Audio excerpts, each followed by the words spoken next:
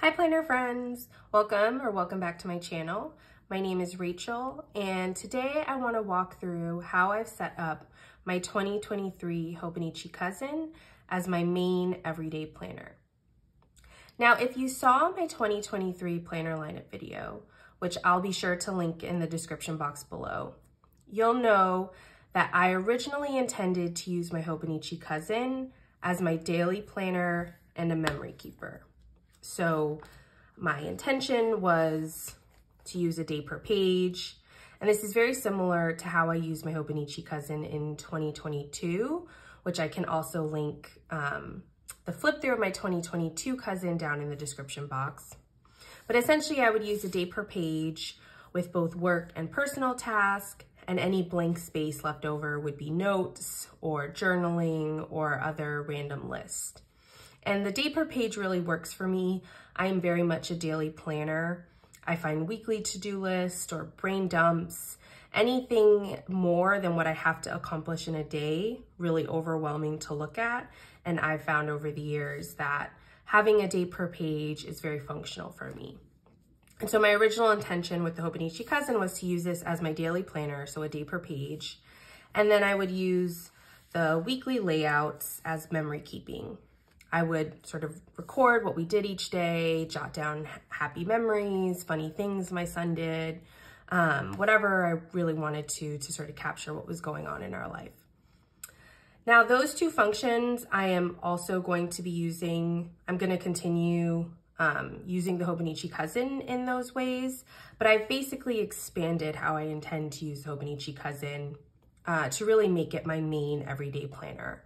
I love planning in an A5 size notebook, and I was really drawn to the Hobonichi cousin, and I've been using it a lot more over the last few weeks. And so I've set this up in a more expansive way to really take the place of my Hobonichi weeks, which I had been using as my personal planner. So I have really everything I need planning wise in my Hobonichi cousin. And so that means I'm no longer using the Hobonichi weeks that I set up.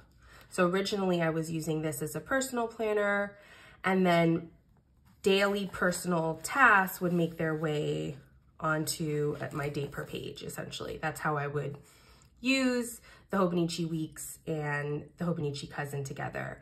And this was housing all of my collections, trackers, future plans, running to-do list. This really had all of my personal plans, and then I'd pull out daily tasks for my day per page. And instead, I've migrated all of that into here, and I'm no longer using this, which I'm sad about. I'm trying to figure out another purpose for the Hobonichi weeks, but it was feeling redundant relative to how I set up my Hobonichi cousin. And there is a level of redundancy that's certainly helpful in my life. Like I could use all of the reminders for certain types of tasks or events. But then there's a level of redundancy that starts to feel confusing, where I'm not sure where to write things down, or I can't remember where I wrote things down. And so I'm really trying to eliminate that type of redundancy, and I'm putting this aside. The likelihood of me using this again in the future in 2023 is not zero. But for now, this hasn't been working for me, and so I'm gonna set it aside. And in lieu of the Hobonichi weeks, I'm now using this Passport Traveler's Notebook as my on-the-go planner. So I still do need a second planner for on-the-go purposes. I find an A5 size notebook a bit too big to carry around with me always. So like, you know, if I'm going to a doctor's appointment or I'm traveling for the weekend, if I carry this with me, it's very unlikely I will sit down and open this up. But if I have something smaller, it's much more functional for me when I'm on the go. And so I've set this Passport Traveler's Notebook up, which I already owned. I'm proud of myself for using stuff that I had already picked up, because I'm trying to spend a lot less money on stationery this year. But I've set this Passport Traveler's Notebook up as an on-the-go planner, and I've set it up in a very bare bones way relative to how I had set up my Hobonichi weeks. and in a way that is specifically meant to complement how I'm using the Hobonichi Cousin in the sort of new way I'm planning to use it for 2023. I'm gonna plan to film a separate setup video for my Passport Traveler's Notebook in the next few weeks, so stay tuned for that. But this is also sort of in the lineup and is something that I'm using on a regular basis. So let's jump into this setup of my A5 Cousin. So I have the Cousin Avec, which is the half-year set. This is 6 months. And then I also have this A5 supplemental notebook from Hobonichi that has 48 grid pages, blank grid pages that I'm just keeping in here for extra notes as I might need to take them. And I have my A5 Cousin in this A5 cover from Vanderspek or VDS. They're a shop based in the Netherlands that allows you to order custom made planners.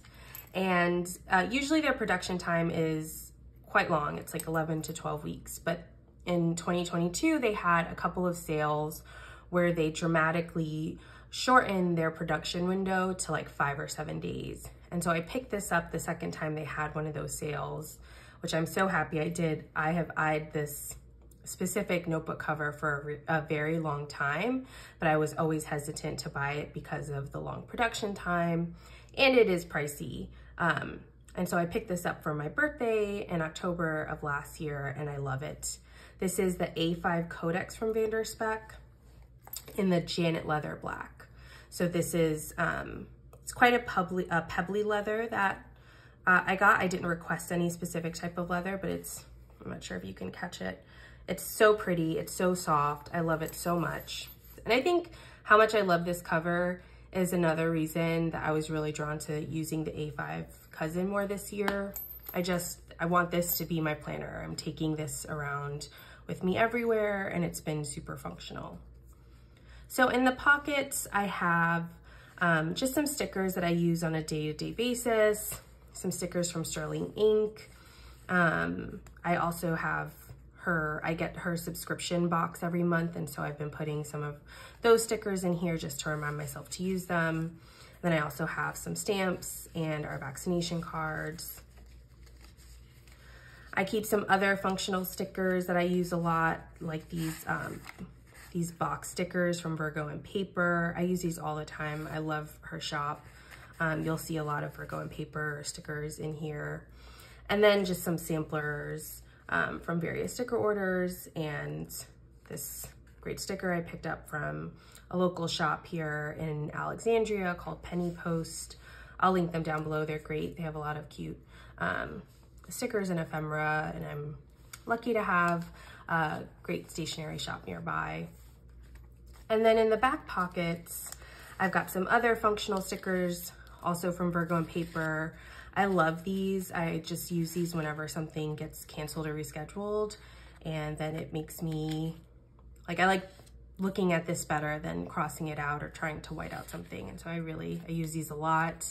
And then I also have just more box stickers, which I use whenever I want to make sure like I'm calling something to my attention in any of the layouts I have. And then I have this stencil from Hobonichi I keep back here. So that's the sort of cover setup I've got going on. And then to jump into the Hobonichi, I've got the Hobonichi Cousin. I've got a pencil board from Hobonichi. This is, I think, the one from last year. And just some sticky notes and blank note pages that are clipped on here with an ollie clip. I like to keep this in the front just because you can never have enough sticky notes on you at any time. And then I did decorate my planner a bit on the front end, just with stuff I had. Again, I'm really trying to buy less this year. And so I'm still getting Sterling Ink subscription kit, and her monthly subscription kits come with these really beautiful vellums. And I've never been one to really use vellum in my planner, but since I have them, I have been trying to tip them in here and there just to add a bit of fun to the setup. And we've got some stickers from Travelers Company. This was from their limited edition hotel covers that came out last year, which I picked one up and I'm using as my personal journal right now. And then these are also from Sterling Ink. And then I've just got a picture of my family from Christmas Eve, which I always love to keep right in the beginning of any planner or notebook I'm using. More sticky notes, and then we get into this annual overview page. I haven't used this much in the past, and I was intending to use this layout this year to track pay dates, sick time, vacation time, days my son is homesick and we don't have childcare, really just getting like a quick overview of like time off and some other important dates in our lives. And essentially I really messed up. I started using the zig dot markers to mark off my husband and my pay dates, and I messed up somewhere early and all of the dates are wrong, which is now driving me crazy, and I haven't set this up and used it further. So I might try to figure out a way to, I don't know, recover this or figure out how to still use it for this function, even though the zig dots are mostly wrong. But if not, I can always use another calendar in my my A5 plotter, which I use as my work planner. I have other calendars around. I could also print a new calendar, and so we'll figure it out. But I was finding it useful last year to just have one place where I had all those big important dates marked down. And then I have my word of the year here, and I should say this kit is from Virgo and Paper.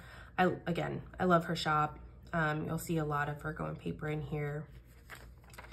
And then the next set of layouts in the Hobonichi Cousin are these, I'm not sure what you would call them, this annual overview across 4 pages. And I have these first 6 months set up as my habit tracker. I have 10 habits I'm tracking, and I am checking off the days where I complete that habit, and I'm planning to then summarize how I did each month down below. And then in the Hobonichi Cousin Avec, this is again the 6-month set, you get the following 6 months. So this planner doesn't have July through December, but you get these extra 6 months. And for me, this makes the perfect future log. And then next we have the monthly pages. And the monthly pages in my previous Hobonichi Cousins were very underutilized. And I love a monthly layout. It gives me a great sort of high-level sense of what the month looked like retrospectively when the month's over. And at the beginning of the month, I love getting a high-level sense of just how busy we are, what's going on. And I'm trying to use this more intentionally this year. So the way I'm using the monthly layouts is I put in key events, appointments, birthdays. I mark out of office, or when I have like big work events to go to. I don't put a ton of work tasks in these monthly layouts, but I will sometimes put big work deadlines or big work events, like if I'm going to a conference or I have like a big deadline, external deadline that I just need to remind myself of everywhere. I will put that in here, but this is mostly personal events, tasks, and memories. So I have currently list. This is media that I've been consuming over the last month. So shows I've been watching, podcasts and books I've been listening to, and books I've been reading. And I really like tracking this in this way here. And then again, I have events and appointments and just big things that I want to note here.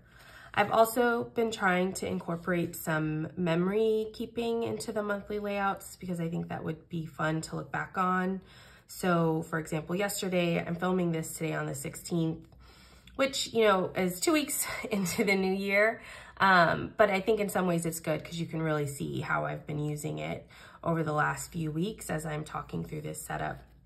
But for example, we went to the museum yesterday and I thought it would be fun to note that here. And so I'm trying to incorporate a bit more memory planning into these monthly layouts moving forward. And I do set up my months all at once. So I'm using just random washi tape I have and some stickers I have. These month scripts are from Planner Monkey Co. I love her shop as well. And so I set my monthlies up all at once, noting stuff that I know is coming up, and then I'll add to it as stuff comes up in real time.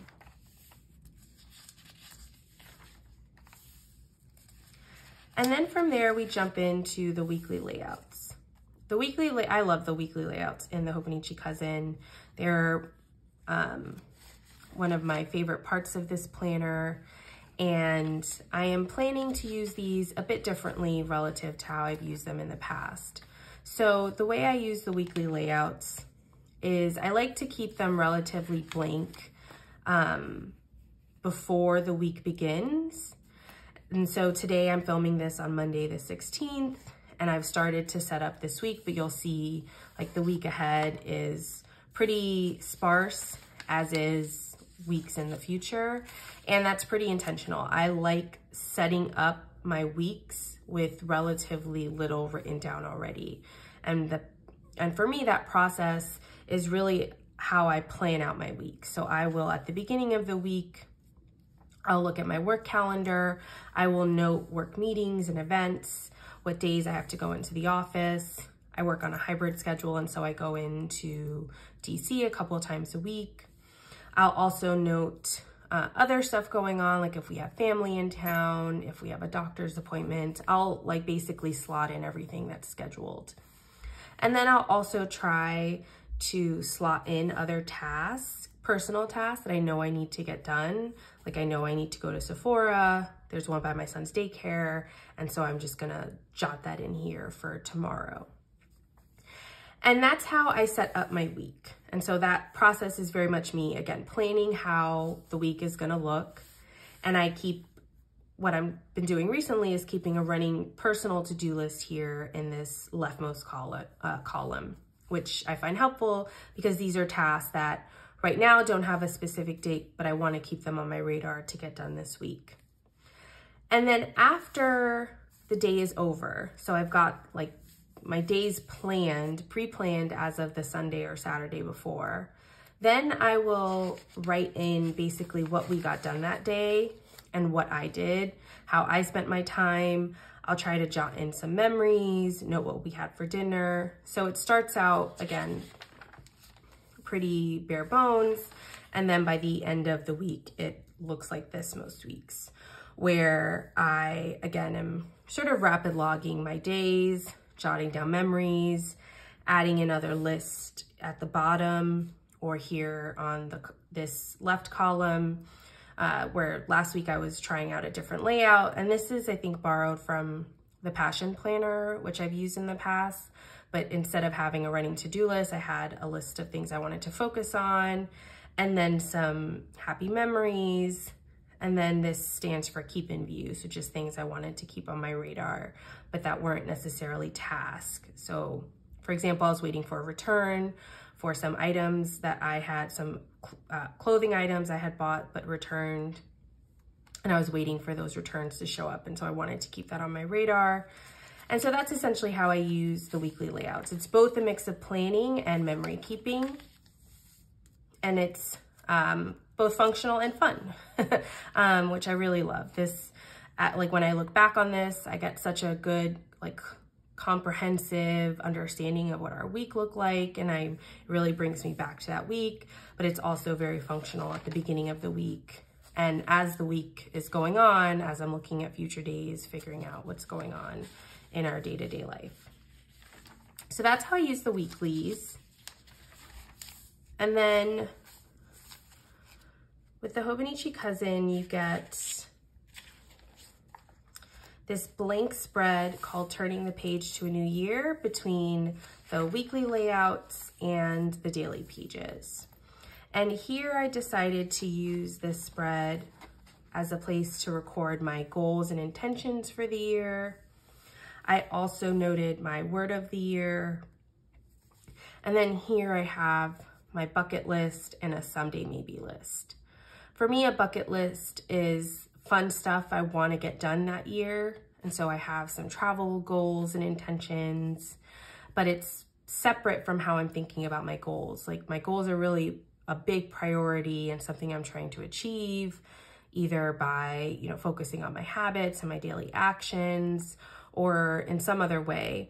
But a bucket list is more so like a fun list of things I really want us to try to do as a family, or for me to do independently.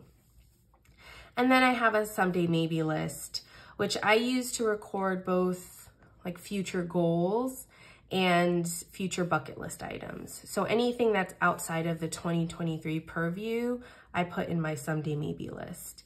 So here, for example, I have publish a book. I really want to write a book stemming from the research that my dissertation was based on.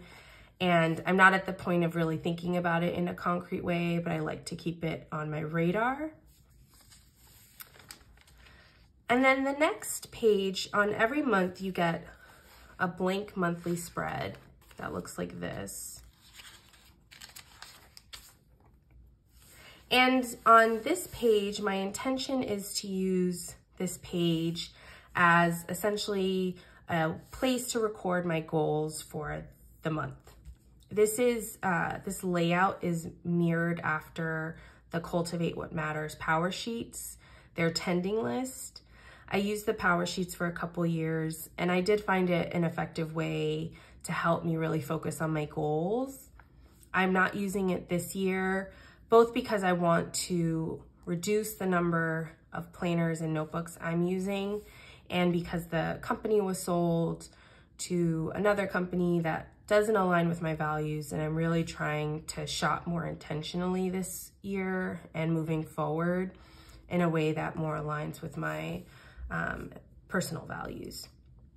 That said, this is mirrored after the power sheets tending list, and I really like this setup. So it has some encouraging words, my priority for the month, and then monthly action items or goals, things that are tied to my goals, and then weekly action items, again, things that are tied to my goals that I should be doing on a weekly basis.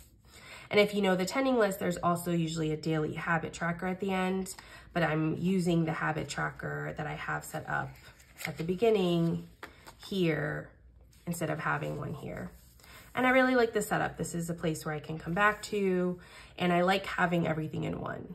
My intention with setting this up as my main everyday planner was to really consolidate the number of planners I was using, because I feel like the more I have everything in one planner, the more likely I will be consistent with keeping up with my trackers and collections that I set up with the intention of helping me achieve my goals. And then here I've tipped in the vellum that came in Sterling Ink's January subscription box, which is very pretty. And then we get into the daily pages. So on most work days, I should say, most weekdays, I work a 9 to 5. I work for a think tank as a researcher. I recently finished my PhD. And so my planning, I think, is similar to an academic's in some ways. But that said, I mostly work Monday through Fridays. I really try not to work on weekends or evenings anymore. So I adopted terrible work habits in grad school, and I know I need to change that. And so I'm really trying to make my job a 9 to 5, even though it doesn't sometimes feel like a 9 to 5, or I don't feel like it's a 9 to 5. I'm very passionate about what I do.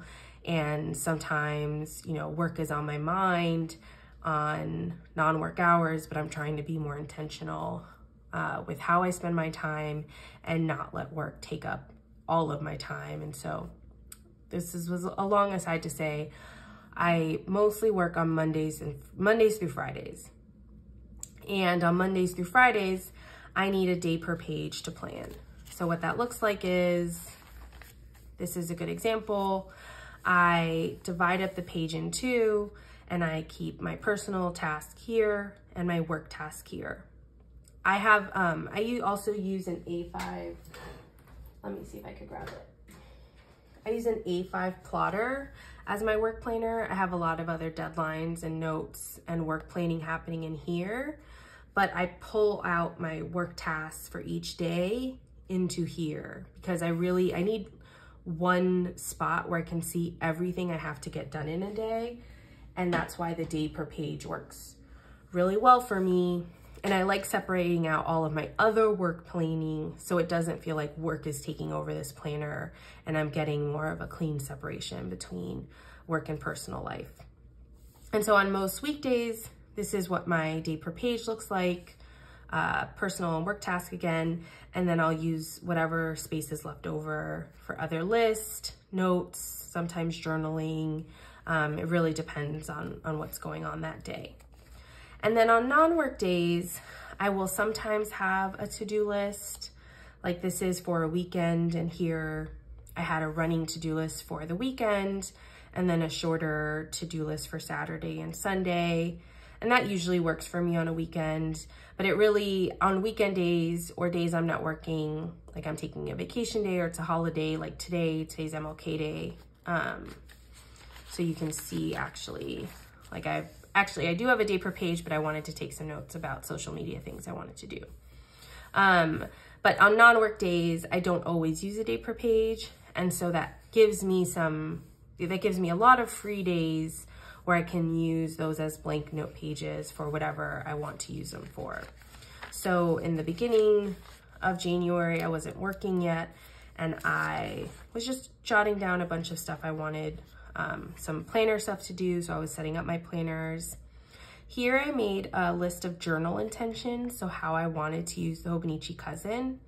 I got this idea from watching Ashton Womack's videos. She is the shop owner of Virgo and Paper, and I love the idea of writing intentions for a new journal, and I think that really helped orient me and ground me in how I wanted to use this Hobonichi Cousin.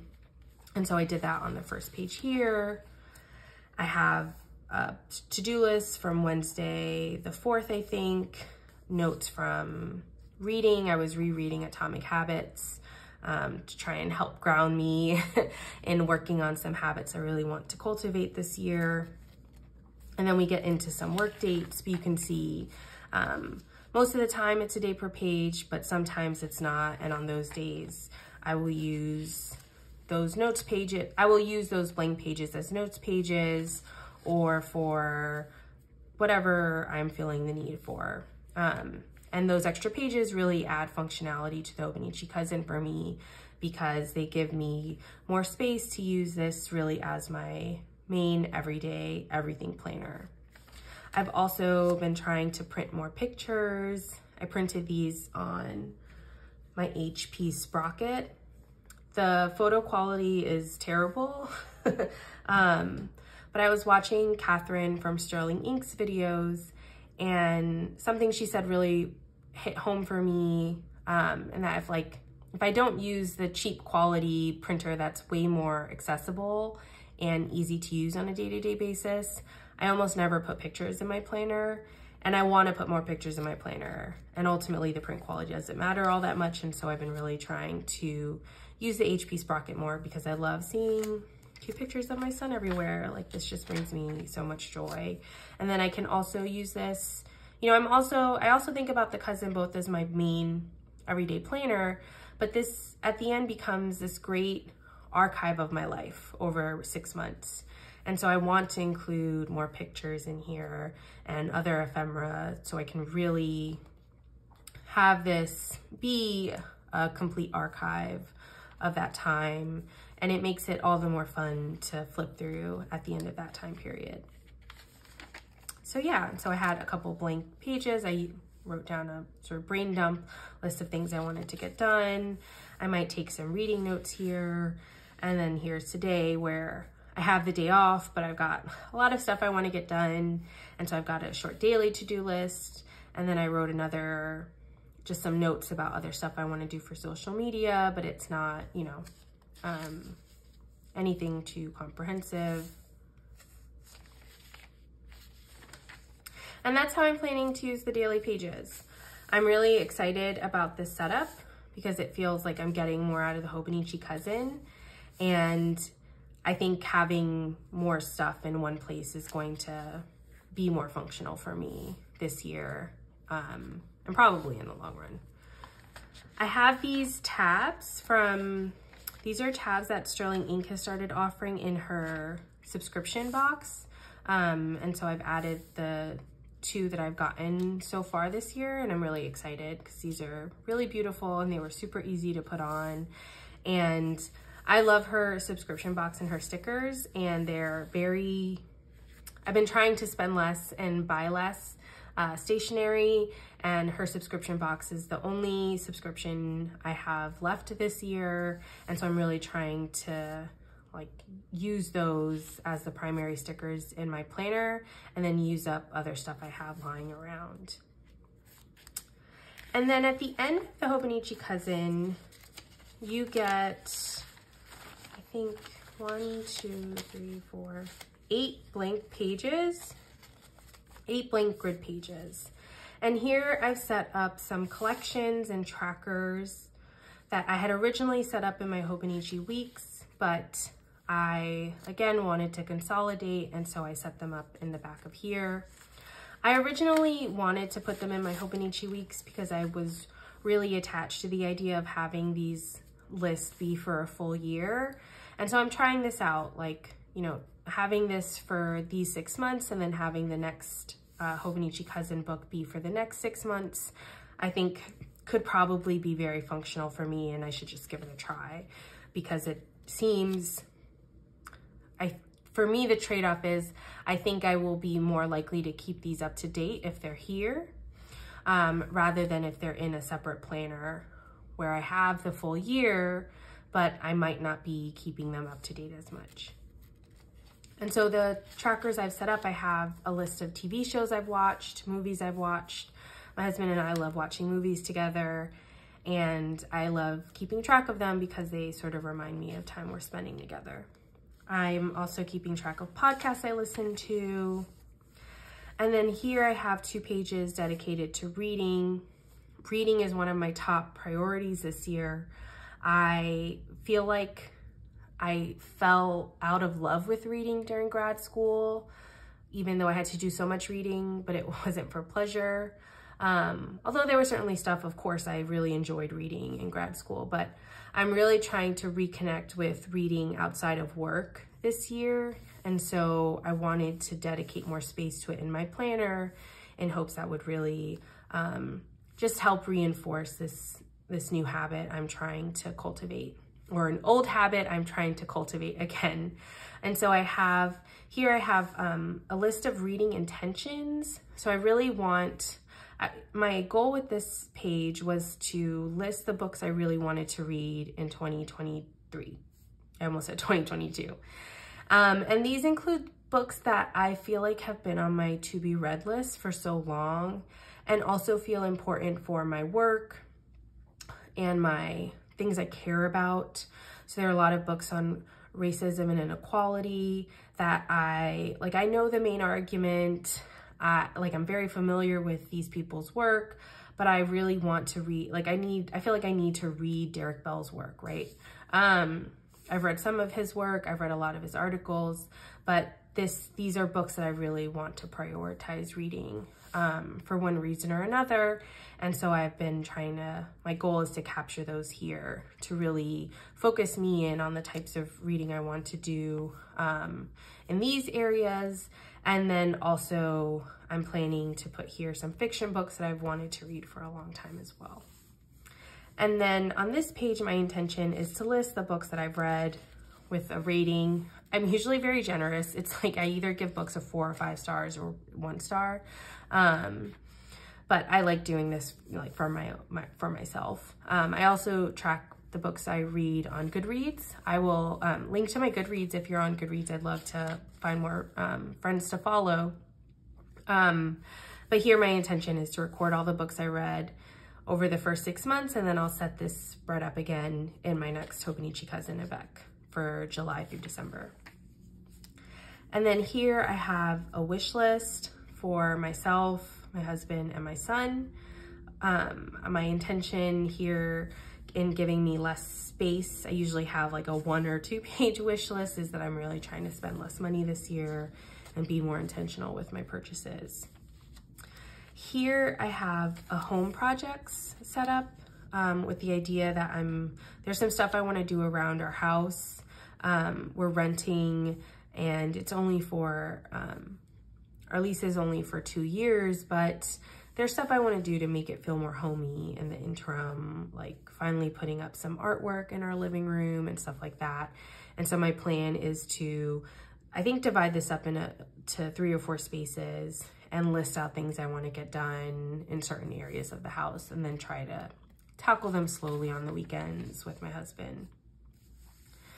And then here I have an adulting log, which I'm basically sort of listing out tasks and things that I really want to get done that feel like things I need to do to be a healthy, functioning adult, like find a new therapist. I want to find a physical therapist. I've had some pain from when I gave birth to my son for a while, and I know I should just find a physical therapist to work with. And so these are things that I really want to get done, and I'm trying to list out here, and then I'm checking off when I did them. So this will also sort of serve as like a when I did last. Like I can remember when I last had a dental cleaning, which will remind me to schedule the next one. And then parenting log, my intention was for it to be something similar to this, with things I want to do for our son or things that I think we should be doing for our son, just as a place to capture that. And then those can be tasks that will end up getting migrated either to a weekly page or a daily page, and I'll slowly tackle that set of things over time. And then I have an order tracker, which I'm using to both track my spending, but also keep on top of like outstanding orders that haven't been delivered yet or refunds I'm waiting on. And then finally here I have a fitness tracker. This fitness tracker is somewhat mirrored after the Hobonichi weeks layout that I had been using as a fitness tracker for a long time, this layout. And I haven't filled it, as you can see, it's the 16th, and there's a lot of blank. And I have not been exercising as much as I intended. We all got sick on New Year's Day with the stomach flu, and it took us all out for like a week, and then we had a week of catching up with our lives. And so it's been a slower start to the new year than I imagined. But that said, I track all of these things on my phone. And so I usually go in once a week and sort of reconcile things and check things off, you know, when I did a workout. And then, so sorry, to step back for a second, my intention here, and I'm wondering if you could catch it on camera, but I'm using the zig dot markers to mark off days where I close the rings on my Apple Watch. And then in the second column here, noting which exercise I did, with the first letter indicating what type of workout I got in. I track all of this on my phone, as I said, and so I will usually go in at the end of the week and update this to reflect what I got done that week, but I don't usually keep it up to date on a day-to-day basis. But I do usually keep this up to date in like the long run. And so it's a good reminder that I should update this later today. And then the last, you get this extra page called graph paper, and it gives you this sort of like built-in chart. And so here I'm using this to track my weight. I've covered this up, but here I have some like weight tick marks, and my plan is to sort of graph here through June, and then I'll create the same tracker again when I set up my next Hobonichi cousin. I am intending to use the My 100 to track the journal articles I read, and this is really a priority for myself professionally. This is a work goal, but I think of like my big picture work goals and professional goals as also my personal goals. They're very tied up And, you know, like many academics, my identity is very tied up in my work, for better or for worse. But that said, like the reading that's related to my work, which I work as a researcher. I research educational inequality, and a lot of that reading I will do in my off time, but I enjoy that reading. And it's not like directly related to things I'm doing. It's more so readings like in the broader field that help me think about the context that I'm studying. And so I wanted to track the journal articles I read this year that are outside of the articles that I need to be reading for work I'm doing. So if there are plenty of articles I need to read on a weekly basis to help me finish writing a report or writing an article. And I'm not capturing those here. I'm capturing the sort of extra reading I'm doing on my own time that's helping me in one way or another reach my professional goals. And so that is what I'm planning to capture here. So that is my Hobonichi cousin setup. This has been another long chatty video. So if you have stuck with me this long, thank you. If you have any questions about this setup or questions about things that you saw in here that I didn't mention, please leave them down in the comments box, the comments below, and I'll be sure to get back to you. But again, if you have stuck with me this long, thank you so much. I hope you all have a great rest of your day. Bye, friends.